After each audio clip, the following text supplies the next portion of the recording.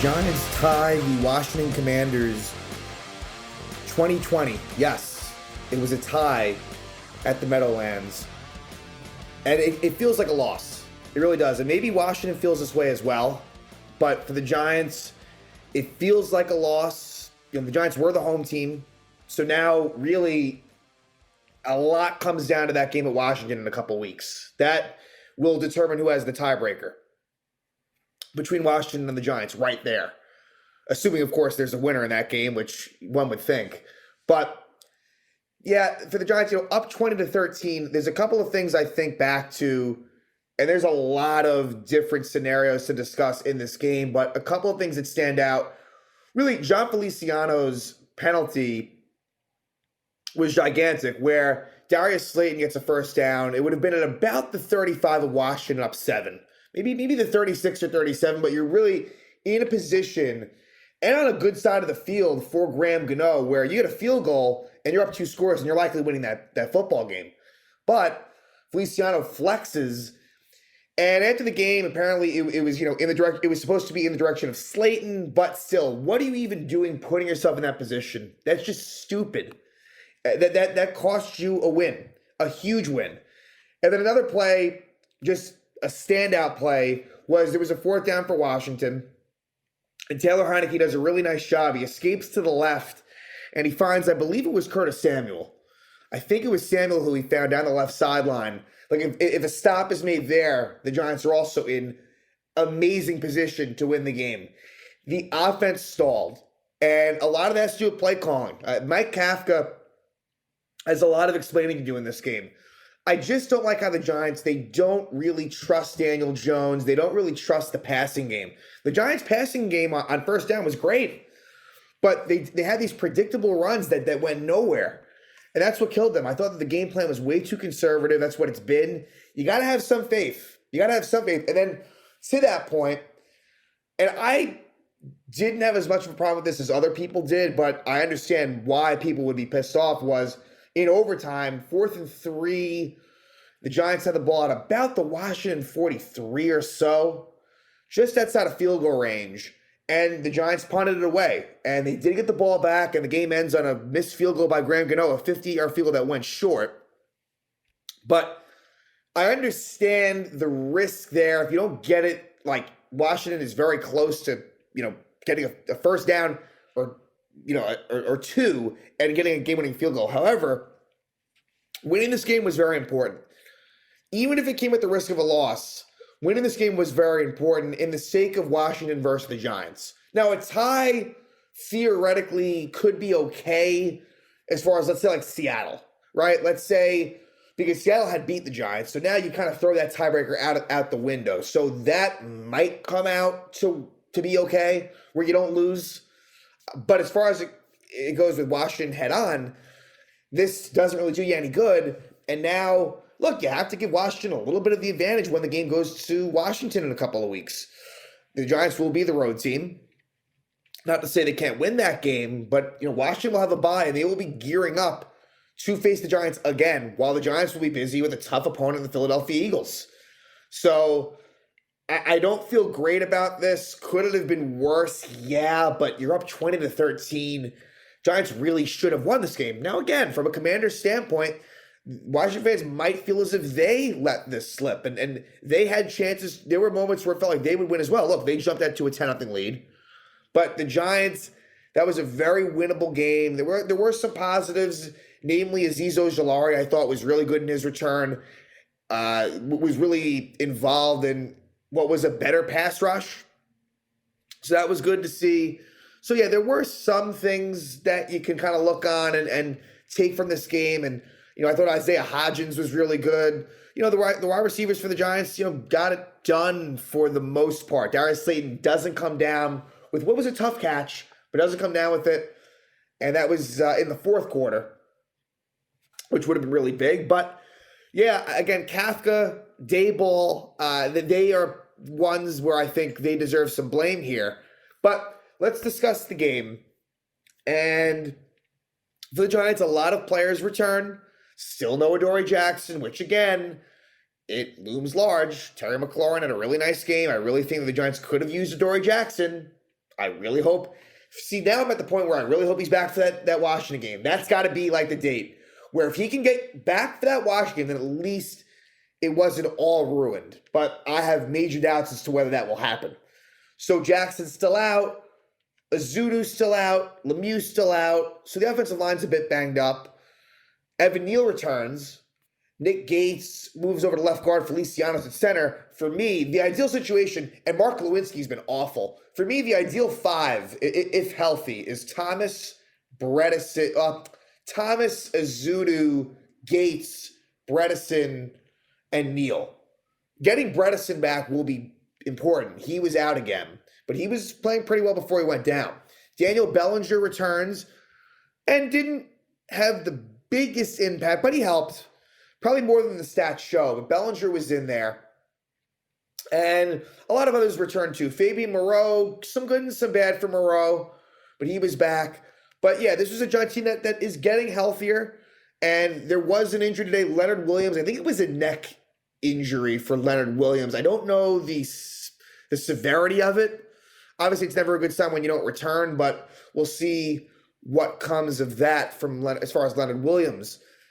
But the Giants get off to a really rough start. Now, the first few plays were pretty good, where Barkley and Jones are getting some nice gains on the ground, but then Jones fumbles the ball. So Daniel Jones, when I think about the game that he had today, it was pretty good. I thought Daniel Jones played a pretty solid game, but a really bad fumble to start out. But Washington only gets 3. So the Commanders get good field position, and they move the ball down the field. A lot of Brian Robinson, and he ran the ball pretty well today. But the Giants are able to make a stand, and Joey Sly kicks a 31-yard field goal. Then the Giants go 3 and out. And again, things are looking pretty bleak, especially when Washington scores a touchdown. And it is Terry McLaurin. This was a bad tackle by Moreau. It's a 19-yard touchdown for McLaurin from Taylor Heineke. And it's 10-0 Commanders. But the Giants do respond, as we've seen them do this season. And as we head into the second quarter, the big play, Darius Slayton makes an 8-yard catch to start. But really, Daniel Jones gets involved on the ground. Long story short, the Giants end up with a 48-yard field goal by Graham Gano. So they get points, and then the defense with a nice 3 and out. You get a sack by Justin Ellis. We haven't really seen him do a whole lot this year.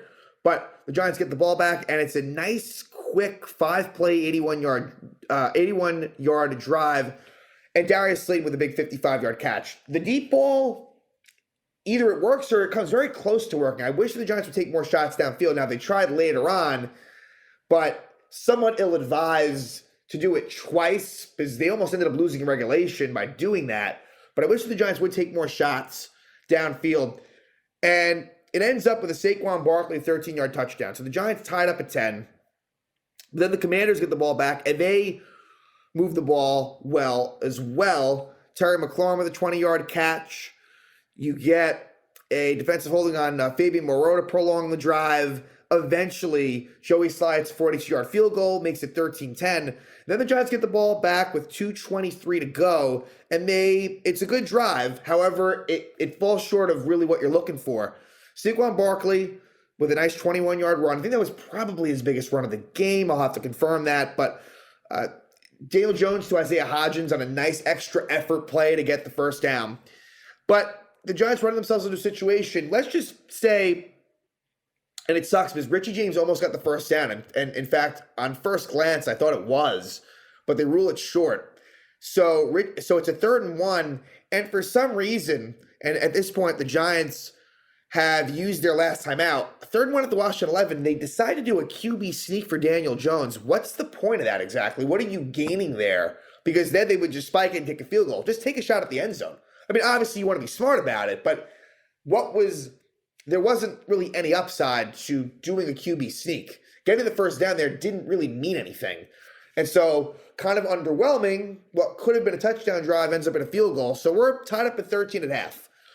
And things start out really well in the second half for the Giants. Thanks to Azeez Ojulari. He sacks Taylor Heineke. He fumbles it.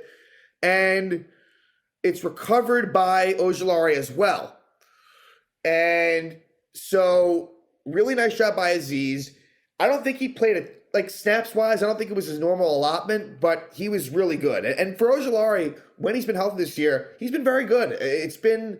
He was a second-round pick last year, and he's been pretty successful in a short career so far. And to make things better, the Giants get a touchdown. And it's Isaiah Hodgins. A nice route, a nice throw by Jones, 6-yard touchdown for Hodgins, and the Giants are up 20-13, and the defense really got going. Really did a nice job. They forced a punt. There was a big holding penalty, I think, on this drive at one point that kind of stalled things for Washington. Yeah, illegal block above the waist. That put him in a tough spot, and then they punt. However, the Giants are forced to go 3 and out. Again, the Giants don't get it done. And what sucked here, you got a 2nd and 2. Bellinger, 8-yard catch up first down, and then Barkley, no gain, and then Jones, 1 yard. Their 4th one, they have to punt. The run game really wasn't all that effective, and this was very, very frustrating where you have 2nd and 2, and you don't get a first down. Washington gets the ball back. And we head into the 4th quarter. McLaurin with a 12-yard catch. Antonio Gibson getting involved in the pass game. But another big penalty by Washington sets them back a bit, and they missed the field goal. Joey Sly misses a 52-yard field goal. So the Giants have decent field position, and they don't do anything with it. They don't, as there's an offensive holding penalty on Daniel Bellinger, and it's an ugly sort of drive, and it ends up with Washington getting the ball back at their own 9. And it was even better because Washington goes 3 and out, and so they punt the ball away, and the Giants get the ball at the Washington 47, and this is what it was. This is the play that haunts the Giants, and it still stings.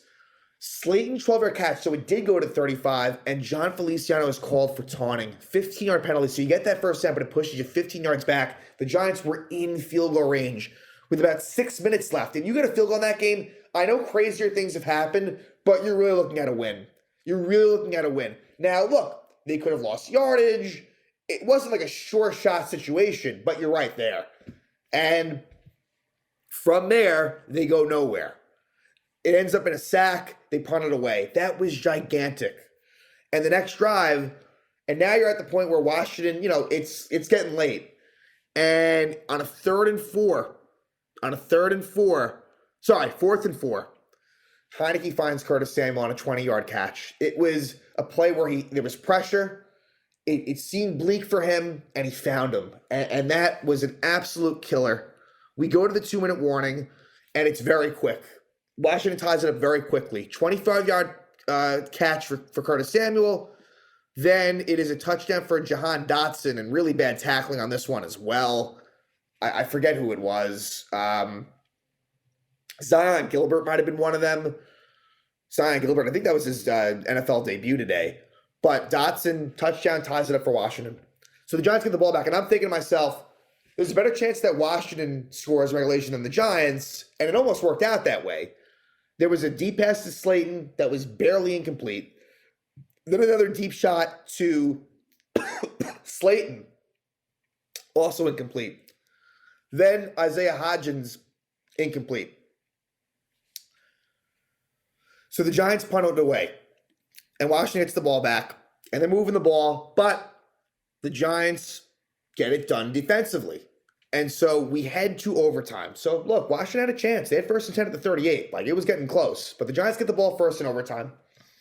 And as they win the toss, and the running game failed them. You get an 11-yard catch by Darius Slayton, and then a negative 3-yard run by Saquon Barkley. And then after an 8-yard scramble by Daniel Jones, he gets sacked. So Gillen punts it away. Again, Washington's kind of getting close, really close, in fact. They were 1st and 10 at the Giant 44. However, the Giants do a really nice job as they hold Washington and they punt it away. Giants get the ball back at their own 14 with 4 minutes left in overtime. And Saquon Barkley does some stuff. Isaiah Hodgins with a couple of catches.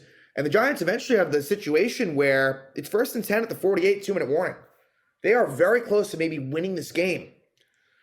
4-yard catch by Bellinger. 3-yard catch by Barkley. 3rd and 3 at the 45, and it was a really weird sort of play call that ends up in a no-gain Daniel Jones sack. 4th and 3 at the 45. And they end up deciding to punt. They try to draw him offside and they punt. And this is where, I understand the frustration. I do. I'm not completely up in arms with it, but I understand the frustration because, look, Dayball against Tennessee, he went for it. Like, that was like a very invigorating, bringing the team together moment, and here they don't. But Kayvon Thibodeau, and we've seen him, when he gets his sacks, they're in big spots. At the 10-yard line, he sacks Heineke. It's an 8-yard loss to the 2. Now, it sucks that Heineke holds on to this football. If he loses it, the Giants recover. It's game over. The Giants, Brian Robinson on the next play fumbles it out of bounds. Unfortunately, the clock continues to run. Initially, the clock stopped, but it was it's the rule. Fumbles it out of bounds, so the Giants are forced to call a timeout. And the Giants eventually get the ball back with about 30 seconds to start their own 43. So it's possible. And to make things better, Richie James with a really nice 14-yard catch. Like in traffic, nice catch. Giants spike the ball. And there's a 3-yard pass play to Daniel Bellinger to get it to the 40. But then the next play, you got nothing there. And so it ends up in a Graham Gano 58-yard field goal with the wind was not to his advantage. It wasn't. And Gano goes short. It was accuracy-wise, it was there, but it didn't have the distance. And so the Giants, it's a tie. 20-20 tie. It feels like a loss. Giants are 7-4-1. And next is the Eagles, who are really, really good. We'll see what happens. I'm not overly confident. It's a divisional game, and the Giants have their work cut out for them before a really big game against Washington. These next couple of weeks are going to determine the fate of their season. If the Giants lose both games, I think they're done. I think they're done. Now, if they split them, ideally you win the Washington game. And let's say you beat Philly, lose to Washington, then Washington's got the upper hand, but you're still in it. So the Giants have to win one of these next 2 games, preferably the Washington one. But still, that Philly game does loom very large. Like I said, Seattle's still involved in this race. There's a lot of other factors that could come in, but 5 more games to go, and the clock is ticking. And this tie, while it doesn't destroy them, it really doesn't help them. And so missed opportunities, a couple of plays away from a really big win. Instead, you get the rare tie. Washington Commanders, New York Giants. It is a 20-20 tie, and we will see how the Giants respond in the next couple of weeks in division, home against the Eagles, and then at the Commanders.